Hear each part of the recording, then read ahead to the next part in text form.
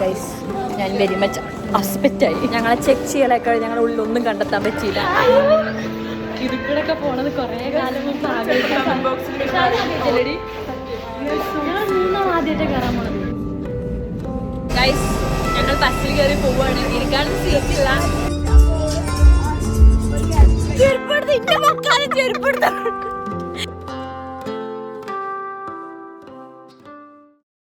Hello ഒന്നും പറയുന്നതല്ലേ. ഞങ്ങൾക്ക് തീരെ നേരല്ല, നീറ്റവും നേരം വൈകിട്ടാണ്, എല്ലാം നേരം വൈകിട്ടാണ്. ഗെറ്റ് റെഡി വിക്കൊക്കെ ഞങ്ങൾ എയർപോർട്ടിൽ ഉള്ളുന്ന ചെയ്യുന്നത്. അതാണ് വലിയ വെറൈറ്റി. കൈ നേരം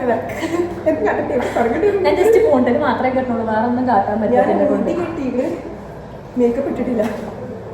അപ്പോൾ ആദ്യം തന്നെ ഞാൻ കഴിഞ്ഞ വീഡിയോയിൽ പറഞ്ഞാണ് എയർപോർട്ടിൽ പോയി എന്നുള്ള കാര്യം. എയർപോർട്ടിൽ പോയിട്ട് തിരിച്ചെത്തിയത് ഒരു 12 മണിയൊക്കെ ആയപ്പോഴാട്ടോ. പിന്നെ കിടന്നിട്ട് ഉറക്കം വരുന്നില്ല. അങ്ങനെ ഒരു 1:30-2 മണിയൊക്കെ ആയപ്പോഴും ഉറങ്ങണേ തന്നെ.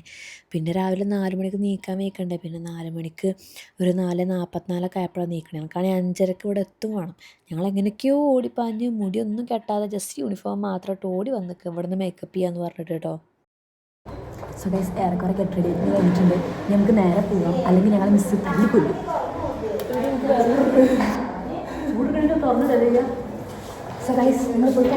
ഗൈസ് ഞങ്ങളെ സ്കൂൾ ടൂർ കൊണ്ടുപോണ പോലെ കൊണ്ടുപോയിക്കൊണ്ടിരിക്കുകയാണ്. എല്ലാരും ഉണ്ടല്ലോ. എങ്ങോട്ടാ പോണേ, എന്താ പോണേ ഒരു പിടുത്തമല്ല. കാരണം ആദ്യമായിട്ടാണ് ഏത്.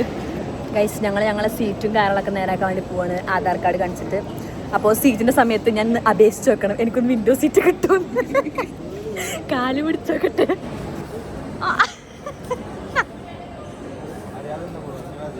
ഗൈസ് ഞാൻ വെരി മച്ച് അസ്പെക്റ്റായി. എനിക്ക് വിൻഡോ സീറ്റ് കിട്ടിയില്ല. വേറെ ഏതോ ഒരു സീറ്റ് എനിക്ക് കിട്ടിയത്, അയൽ സീറ്റേ കിട്ടിയത്. നമുക്ക് വിൻഡോ സീറ്റ് ഇല്ല. അത് കഴിഞ്ഞിട്ട് ഞങ്ങൾ നേരെ ഞങ്ങളെ ചെക്ക് ചെയ്യാൻ വേണ്ടിയിട്ടുള്ള സ്ഥലത്തേക്ക് പോവുകയാണ് കേട്ടോ. ഞങ്ങളെ ചെക്ക് ചെയ്യലൊക്കെ ഞങ്ങളുടെ ഉള്ളിലൊന്നും കണ്ടെത്താൻ പറ്റിയില്ല. മീൻസിൻ്റെ ബാഗൊക്കെ മറ്റേ ഇതിൽ അയച്ചു, ചെക്ക് ചെയ്ത് അയച്ചു. ഞങ്ങളിനി ഫ്ലൈറ്റ് വരാൻ വേണ്ടി കാത്തിക്കുക. ഗൈസ് ക്രാബിംഗ് ക്രൂ ഒക്കെ വരുന്നുണ്ട്. ഞങ്ങൾ ക്രാബിംഗ് ക്രൂവിനെ കാണാൻ ആകെ കയറുന്നത്.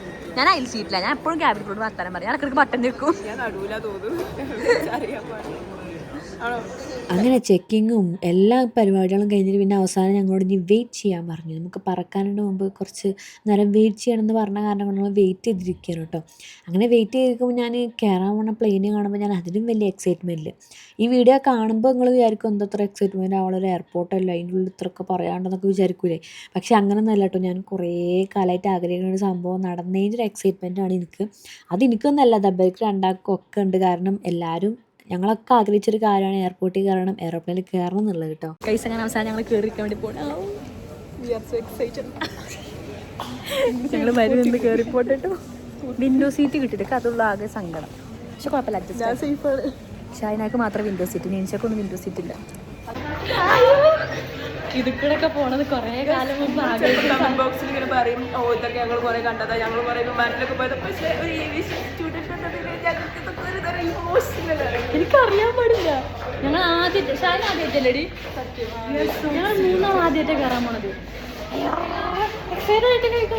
ഫ്ലൈറ്റിൻ്റെ ഉള്ളിലേക്ക് എത്തിയിട്ടില്ല. അതിൻ്റെ മുമ്പ് തന്നെ ആകെ കൂടി മനസ്സിലൊക്കെ എന്തൊക്കെയോ ലഡു പൊട്ടുന്ന പോലത്തെ ഒരു ഫീൽ ചെയ്യുന്നു കേട്ടോ. ഈ ഒരു വഴി കൂടെ നടക്കുമ്പോൾ പല വീഡിയോസ് ഞാൻ ഈ വഴി കൂടെ നടക്കുന്ന ഒരു നമ്മൾ റീലൊക്കെ എടുക്കുമല്ലോ, അപ്പോൾ കാണുമ്പോൾ ഞാൻ ആലോചിക്കും എന്നാണ് ഞാൻ അതിൽ കൂടെ ഒക്കെ പോവാന്നുള്ള കാര്യം കേട്ടോ.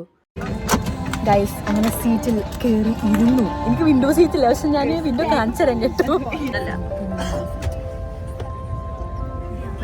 വിൻഡോ കൂടെ കാണാം. ഗൈസ് അങ്ങനെ അവസാനം ഫ്ലൈറ്റിൽ കയറി. ഫോണ് നമ്മൾ ഫ്ലൈറ്റ് പോകുന്ന സമയത്ത് ഉപയോഗിക്കാൻ പറ്റില്ലല്ലോ, താഴെ സമയത്ത് ഉപയോഗിക്കാൻ പറ്റില്ല. അപ്പോൾ അതിൻ്റെ ഇടയിൽ ഞാൻ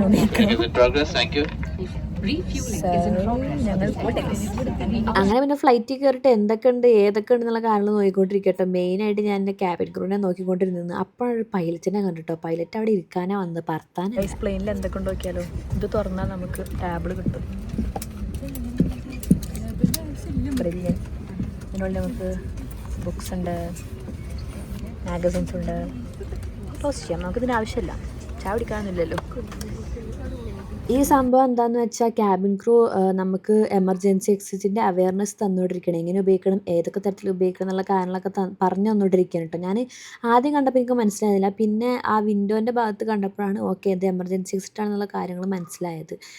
നമ്മളിപ്പോൾ അടുത്ത് ഫ്ലൈറ്റ് പൊട്ടിത്തെറിച്ച സംഭവമൊക്കെ ഉണ്ടായിരുന്നല്ലോ, എങ്ങാനും എമർജൻസി എക്സിറ്റൊക്കെ ഉപയോഗിക്കേണ്ടി വന്നാലോ, അങ്ങനെ അവർക്കതൊക്കെ പറഞ്ഞുകൊണ്ടിരിക്കണത് ഞങ്ങളും കേട്ടോണ്ടിരിക്കുകയാണ് കേട്ടോ. പിന്നെ ഇത് നമുക്ക് വെൽക്കം ചെയ്യാനുള്ള അനൗൺസ്മെൻറ്റ് ചെയ്തുകൊണ്ടിരിക്കുകയാണല്ലോ. 2 ഭാഷയിലാണ് പറഞ്ഞത്, ഒന്ന് ഹിന്ദിയിലും ഒന്ന് ഇംഗ്ലീഷിലുമാണ് പറഞ്ഞത്. എനിക്ക് നല്ല ഇഷ്ടപ്പെട്ടത് പറഞ്ഞത് കേൾക്കാൻ കേട്ടോ. ഞാൻ കേൾപ്പിച്ചു തരാം കേട്ടോ എന്താ പറഞ്ഞത്.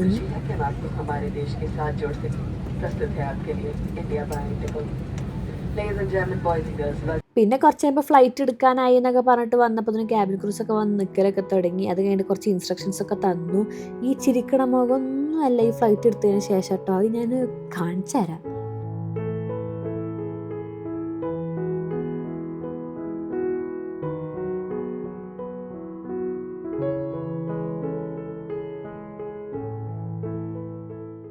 കുറച്ച് മുന്നേ കണ്ടത് ഞാൻ ഫ്ലൈറ്റിൽ കയറിയിട്ട് പേടിച്ചിട്ട് കരഞ്ഞൊന്നുമല്ല കേട്ടോ, അതെനിക്ക് എൻ്റെ എത്രയോ കൊല്ലത്തെ ആഗ്രഹം സാധിച്ചതിൻ്റെ ആനന്ദാശ്രമാണെന്ന് വേണമെങ്കിൽ പറയാം കേട്ടോ. അങ്ങനെ തന്നെയല്ല പറയാം, ഒരു സന്തോഷക്കണ്ണീരാണത്.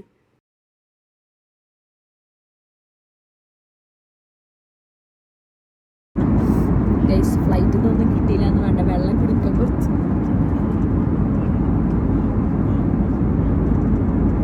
നല്ല ഫ്ലൈറ്റിലത്തെ വെള്ളത്തിൻ്റെ ചുമ. ആരും വെള്ളമൊന്നും മേടിക്കില്ല, ഞങ്ങൾ മേടിക്കും. ഫ്ലൈറ്റിൽ കയറിയിട്ട് എങ്ങനെയാണെന്ന് ചോദിച്ചാൽ ആകെ ഒരു പുക, കാണാനും ഇല്ല കേൾക്കാനും ഇല്ല അവസ്ഥയിലിരിക്കുന്നത്. ഗൈസ് നമ്മുടെ എയറോപ്ലെയിൻ ട്രെയിന് പോലെ ഒന്നല്ല കേട്ടോ, പറഞ്ഞതിനെക്കാട്ടും നേരത്തെ എത്തുന്നല്ലാതെ വൈകി എത്തൂല. ട്രെയിൻ എക്സാമിന് വൈകിട്ടില്ല എത്താറുണ്ട്, അപ്പോൾ നേരത്തെ എത്താണ്. ഞങ്ങൾ ലാൻഡിങ് ചെയ്യാൻ പോവുകയാണ്. ചെവിയൊക്കെ അടഞ്ഞിരിക്കുകയാണ് പാവം. അത് ലാൻഡ് ചെയ്യട്ടെ കേട്ടോ. അങ്ങനെ പിന്നെ ലാൻഡ് ചെയ്യാനുള്ള എക്സൈറ്റ്മെൻ്റ് ആയി. ടേക്ക് ഓഫ് അടിപൊളി. ടേക്ക് ഓഫ് ചെയ്തപ്പോൾ എന്താ പറയുക, ടേക്ക് ഓഫ് ചെയ്ത് വിൻഡോ കൂടെ ഞാൻ പറക്കുകയാണെന്ന് കണ്ടപ്പോഴാണ് എനിക്ക് ആ സങ്കടം, ഉള്ളിലത്തെ ആ ഒരു സന്തോഷം കൂടി പുറത്തേക്ക് കണ്ണീരായിട്ട് വന്നു കേട്ടോ. അങ്ങനെ പിന്നെ ഫ്ലൈറ്റ് ഇറക്കണമല്ലോ, ഈ ഇറക്കുമ്പോൾ എങ്ങനെയാണെന്നും കൂടി നമ്മൾ അറിയണമല്ലോ. എപ്പോഴും ഞാൻ കേട്ടിരിക്കുന്നത് ഫ്ലൈറ്റ് ലാൻഡ് ചെയ്യുന്ന സമയത്ത് ഒരു ജെർക്കിംഗ് ഒക്കെ ഉണ്ടാവുന്നു, അപ്പോൾ എന്ത് ജെർക്കിംഗ് ആണെന്ന് അറിയാൻ വേണമല്ലോ. അങ്ങനെ പിന്നെ ഫ്ലൈറ്റ് ലാൻഡ് ചെയ്തപ്പോൾ മനസ്സിലായി കേട്ടോ ഏതാണ് ആ ജെർക്കിംഗ് എന്ന്. കാരണം ഞാൻ ഈ ക്യാമറയിൽ കാണിക്കുമ്പോൾ നിങ്ങൾക്ക് മനസ്സിലാവുന്നുണ്ടാവില്ല എങ്ങനെയുള്ള ജെർക്കിംഗ് എന്ന്. ചിലപ്പോൾ ഈ വീഡിയോ കാണുമ്പോൾ മിക്ക ആൾക്കാർ ഫ്ലൈറ്റിലേക്ക് കയറിയിട്ടുണ്ടാവും കേട്ടോ, അത് വേറെ കാര്യം. ഞാൻ എക്സൈറ്റ്മെൻറ്റ് കാരണം കൊണ്ട് പറഞ്ഞു തരും, എനിക്കത് പറഞ്ഞു തരാതിരിക്കാൻ പറ്റുന്നില്ല കേട്ടോ. അങ്ങനെ ബാംഗ്ലൂർ എയർപോർട്ടിൽ ഇറങ്ങിയിട്ട് ഈ ഫ്ലൈറ്റ് നിർത്തിയിട്ടും നിൽക്കണില്ല, ഫ്ലൈറ്റ് ഇങ്ങനെ മൂവ് ചെയ്തുകൊണ്ടിരിക്കുക. അതെന്താ എനിക്ക് മനസ്സിലാവില്ല കേട്ടോ. സംഭവം എന്താണെന്ന് വെച്ചാൽ ബാംഗ്ലൂർ എയർപോർട്ടിൻ്റെ റൺവേ അത്യാവശ്യത്തിൽ ഏറെ ഉണ്ട്, അപ്പം നമുക്ക് പാർക്കിംഗ് ചെയ്യുന്ന സ്ഥലത്തേക്ക് എത്തണ്ടേ. അപ്പോൾ അതുകൊണ്ടാണ് കേട്ടോ ഇത് കുറേ നേരം പോയിക്കൊണ്ടിരിക്കുന്നത്. അത് പിന്നെ അവസാനം പോയി ഞങ്ങൾ ഏകദേശം അവിടെ ലാൻഡ് ചെയ്തു. ഞങ്ങൾ സേഫായി ലാൻഡ് ചെയ്തു. അങ്ങനെ പിന്നെ ഞങ്ങൾ ഏറെക്കുറെ അവിടെ എത്തി. ഞാൻ പറഞ്ഞില്ലേ ഈ ഫ്ലൈറ്റ് ഇങ്ങനെ മൂവ് ചെയ്തുകൊണ്ടിരിക്കട്ടെ, പക്ഷേ ഈ മൂവ് ചെയ്യണ കാണാൻ നല്ല രസമുണ്ടായിരുന്നു. അപ്പോൾ ഇങ്ങനെ മൂവ് ചെയ്തുകൊണ്ടിരിക്കുമ്പോൾ ഞങ്ങൾ ഫ്ലൈറ്റ് നിർത്തിയിട്ടും ഞങ്ങൾ ഇറങ്ങിയിട്ടൊന്നുമില്ല, ഞങ്ങൾ കുറച്ച് നേരം അവിടെ അങ്ങനെ നോക്കിയിരിക്കുന്നു. പക്ഷേ ബാക്കിയുള്ളവരൊക്കെ എന്തോ നമ്മൾ ബസ്സിൽ ധൃതിയുള്ള ആൾക്കാർ ആദ്യം ഇറങ്ങി പോകില്ല, അതേപോലെ ഓരൊക്കെ ആദ്യം ഇറങ്ങിപ്പോയത്. ഞങ്ങൾ വിഷനിൽ പഠിക്കണം, എല്ലാവരും അവിടെ ഇരുന്ന് എല്ലാവരും ഇറങ്ങിക്കഴിഞ്ഞ് ഫോട്ടോ ഒക്കെ എടുത്തിട്ടാട്ടോ ഇറങ്ങിയത്.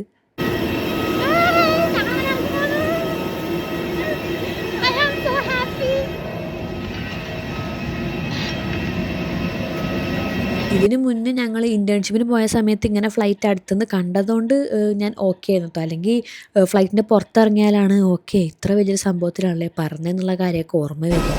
ഗൈസ് ഞങ്ങൾ ബസ്സിൽ കയറി പോവുകയാണ്, ഇരിക്കാനുള്ള സീറ്റില്ല, കുഴപ്പമില്ല, ഓക്കെ. അപ്പം ഞങ്ങൾ ഫ്ലൈറ്റിന് തണുപ്പ്, ഇവിടെ തണുപ്പ്, ഫ്ലൈറ്റിൽ നിർത്തിയപ്പോൾ തണുപ്പോട് തണുപ്പ് ഇറങ്ങി കിട്ടിയാൽ മതി.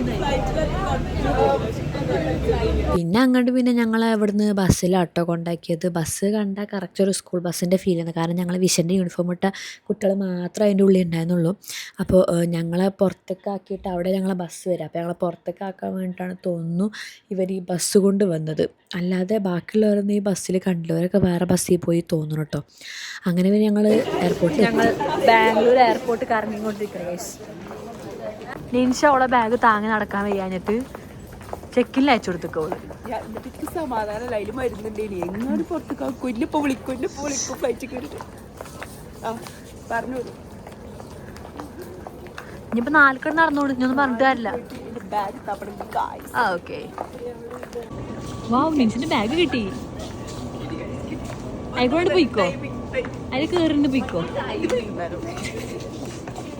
അല്ല, കാലും വെക്ക, തലയും വെക്ക, അതാണ് അതിന്റെ പ്രോപ്പർട്ടി. അങ്ങനെ എയറോപ്ലെയിൻ്റെ ഉള്ളത്തെ കൗതുകങ്ങൾ കഴിഞ്ഞതിന് ശേഷം പിന്നെ ബാംഗ്ലൂർ എയർപോർട്ടിൻ്റെ കൗതുകങ്ങൾ നോക്കിക്കൊണ്ടിരിക്കുകയായിരുന്നു. ബാംഗ്ലൂർ എയർപോർട്ട് അത്യാവശ്യം നല്ല വലിയൊരു എയർപോർട്ടാണ് കേട്ടോ. കുറേ എന്തൊക്കെയാണ് കാണാനുണ്ട് അതിൻ്റെ ഉള്ളിൽ. അങ്ങനെ ഞങ്ങൾ പുറത്ത് ബസ്സിന് വെയിറ്റ് ചെയ്തുകൊണ്ടിരിക്കും. ഫോട്ടോ എടുപ്പും കാര്യങ്ങളൊക്കെ കഴിഞ്ഞ് ഞങ്ങൾ നേരെ ബസ്സിലോട്ട് പോവുകയാണ്. ബസ്സിലോട്ട് പോയിട്ട് വേണം ഡ്രസ്സ് മാറ്റി ഫുഡ് കഴിച്ച് ഞങ്ങൾക്ക് സൈഡ് സീയിങ് ഉണ്ട്. അത് കഴിഞ്ഞിട്ട് വേണം വീട്ടിൽ പോകാൻ, ട്രെയിനിൽ കയറിയിട്ട്. അപ്പോൾ ഞങ്ങൾ ബസ് തപ്പി പോട്ടെ ഗൈസ്. അങ്ങനെ പിന്നെ ഞങ്ങളെ ബസ് വന്നു. ബസ് അടിപൊളിയായിരുന്നു കേട്ടോ. ബസ് വേറെ ലെവൽ ബസ്സായിരുന്നു. ഞങ്ങളെ കറക്റ്റ് കൊള്ളിക്കാൻ പറ്റുന്ന അത്ര വലിയ ബസ്സൊന്നുമല്ല, എന്നാലും ഏറെക്കുറെ നല്ല ബസ്സായിരുന്നു. അങ്ങനെ ഞങ്ങൾ നേരെ ഹോട്ടലിലേക്ക് പോകാൻ വേണ്ടി നിൽക്കുകയാണ്. ഞങ്ങൾ തമാശക്ക് പറഞ്ഞിട്ട് ഈ ബസ്സിൽ സൈഡിൽ നോക്കുമ്പോൾ കുറച്ച് വ്യൂസ് കാണാണ്ടല്ലോ, ഇതാക്കാരെ സൈഡ് സീയിങ് എന്ന് പറഞ്ഞ പോലെ തന്നെ നല്ല ഹെവി ട്രാഫിക് ആയ കാരണം കൊണ്ട് കുറേ സമയം എടുത്തു ഹോട്ടലിലേക്ക് എത്താൻ തന്നെ. ഗൈസ്, എൻ്റെ പ്ലേറ്റിൽ അവിടെയുള്ള എല്ലാ മെനുത്തെ സാധനങ്ങളും ഉണ്ട്. ഫുഡ് എടുത്തോളൂ. അങ്ങനെ ഞങ്ങൾ നേരെ ഫുഡ് കഴിക്കാൻ വേണ്ടി തുടങ്ങട്ടോ. കാരണം ഫുഡ് കഴിച്ചിട്ട് വേണം ഞങ്ങൾക്ക് റൂമിലേക്ക് മാറ്റാൻ വേണ്ടി പോകാൻ വേണ്ടിയിട്ട്. അങ്ങനെ ഫുഡൊക്കെ നല്ല അടിപൊളിയുണ്ട്. പക്ഷേ ഈ ഫുഡ് കഴിച്ചുകൊണ്ടിരിക്കുമ്പോൾ ഞാൻ അറിഞ്ഞില്ല എനിക്ക് വരാൻ പോകുന്നത് വലിയൊരു ദുരന്തമാണെന്നുള്ളത്. എന്താണെന്നുള്ള കാര്യം ഞാൻ കുറച്ച് കഴിഞ്ഞിട്ട് പറഞ്ഞുതരാം കേട്ടോ. അങ്ങനെ ചായ കുടിച്ചിട്ട് ഞങ്ങളത് ലാസ്റ്റ് ഉണ്ടായിരുന്നു. ഞങ്ങൾ വേഗം ഇറങ്ങി. അങ്ങനെ പിന്നെ ബസ്സിൽ കയറിയിട്ട് ഞങ്ങൾ നേരെ ഞങ്ങൾ റൂമിലേക്ക് പോവുകയാണ്. റൂമിലേക്ക് പോകുമ്പോൾ നല്ല ഹെവി ട്രാഫിക്കായ കാരണം കൊണ്ട് പതുക്കെ പോകണുള്ളൂ. ഞങ്ങൾ നേരെ എന്നിട്ട് കുറേ വർത്താനമൊക്കെ പറഞ്ഞ് സാറുമാരും ഞങ്ങളൊക്കെ കൂടി ഏതൊക്കെ കാര്യങ്ങൾ ചെയ്യണമെന്നൊക്കെ വർത്താനം പറഞ്ഞിട്ട് പോയിക്കൊണ്ടിരിക്കുകയാണ്. Proud moment.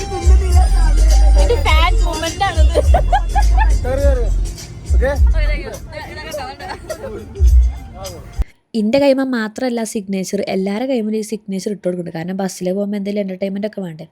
ഇതാണ് ബാംഗ്ലൂരത്തെ ട്രാഫിക്. ഭയങ്കര ട്രാഫിക്കാണ്. ഞങ്ങൾ കുറേ നേരം ബസ്സിൽ തന്നെ ഇരുന്നിക്കണം. അതുകൊണ്ടാണ് എനിക്ക് പ്രത്യേകിച്ച് പ്രശ്നം വന്നത്. ഗൈസ്, ഞങ്ങൾ അവസാനം എല്ലാവരും പത്രകാലകളെ ഇരിക്കണ്. അതെ, ഒരു തൊഴിൽ തന്നിട്ടല്ലോ ഉറങ്ങാന്. അപ്പോൾ ഞങ്ങൾ എന്തായാലും ഡ്രസ്സ് മാറ്റാൻ വേണ്ടി റൂമിലോട്ട് പോട്ടെ ഗൈസ്. അങ്ങനെ റിസോർട്ടിൽ അങ്ങനെ റൂമിൽ വന്ന് ഡ്രസ്സൊക്കെ ചേഞ്ച് ആക്കി. അതിൻ്റെ ഇടയിൽ കൂടെ വീഡിയോ എടുക്കാൻ എന്നെ കൂടെ പറ്റില്ല, because of some trouble with me. അതുകൊണ്ട്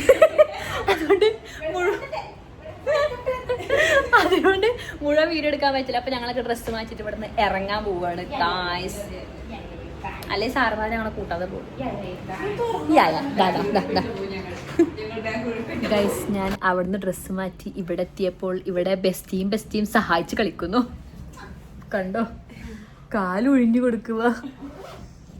നിൻഷന്റെ കാലിന് ചെറിയൊരു വേദന. അടുത്ത കാല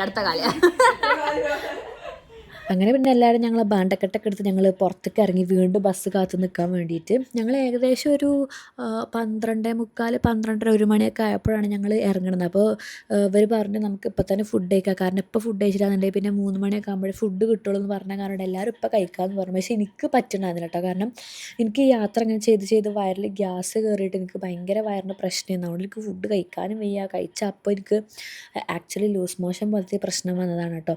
അങ്ങനെ പിന്നെ ഞങ്ങൾ നേരെ എനിക്ക് തീരെ വയ്യുന്നു. അപ്പോൾ ഫുഡ് കഴിക്കാൻ വേണ്ടി പോയപ്പോൾ എനിക്ക് വേണ്ട പറഞ്ഞപ്പോൾ പിന്നെ എന്നോട് കുറച്ച് രസമൊക്കെ വെച്ച് ചോറ് കഴിച്ചെന്ന് പറഞ്ഞിട്ട് അത് കഴിക്കുക കേട്ടോ. സംഭവം ചോറ് നല്ല അടിപൊളിയാണ്. എനിക്ക് നല്ല വിഷമമുണ്ട്, കാരണം എനിക്ക് ഫുഡ് കഴിക്കാൻ ഭയങ്കര ഇഷ്ടമാണ്. പക്ഷെ എനിക്കൊരു സ്ഥലത്തൊരു യാത്ര പോയാൽ എനിക്ക് ഒന്നും കഴിക്കാൻ പറ്റാറില്ല. എന്തെങ്കിലും കഴിച്ചാൽ അപ്പം എനിക്ക് ഇങ്ങനത്തെ പ്രശ്നം വരും.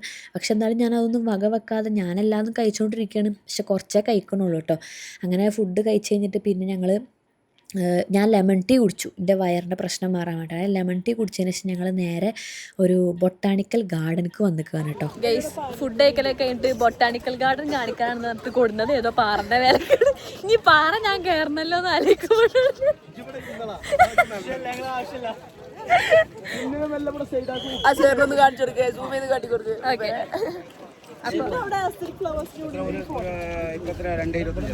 ഇതാണ് കേട്ടോ ഞാനാ പറഞ്ഞ ബൊട്ടാനിക്കൽ ഗാർഡൻ്റെ സൈഡിലുള്ള പാറ. ഇതിപ്പോൾ എന്തിനാ കാണിക്കണമെന്ന് മനസ്സിലായില്ല. പക്ഷെ ഞങ്ങൾ കയറി ഇറങ്ങിയപ്പോൾ ഒരു സംഭവം ഉണ്ടായി. എന്താ ഞാൻ പറഞ്ഞത് ഗൈസ്, ഞങ്ങളിവിടെ പാറൻ്റെ മേലെ കയറുക എന്ന് പറഞ്ഞ് ഇറങ്ങിയപ്പോൾ ഒരുത്തി ചെറുതായിട്ടൊന്ന് സ്ലിപ്പായി. പക്ഷെ സേഫ്ലി ലാൻഡഡ് ആയിരിക്കുന്നു. ഓള് വീണിട്ട് വേദനക്കുണ്ട് കാല്, എടു കരയാ. ഞങ്ങളൊക്കെ ചിരിക്കണ ആരും കൂടെ ചിരിക്കണുണ്ട്. Emotion mixed ഇമോഷനാണ്. പാവം ചെരുപ്പാട് പോയിന്. എനിക്ക് ഓളെ കണ്ട ചിരി വരുന്നുള്ളോട് ഞാൻ പോയി ചെരുപ്പ് എടുത്ത് കൊടുത്തു.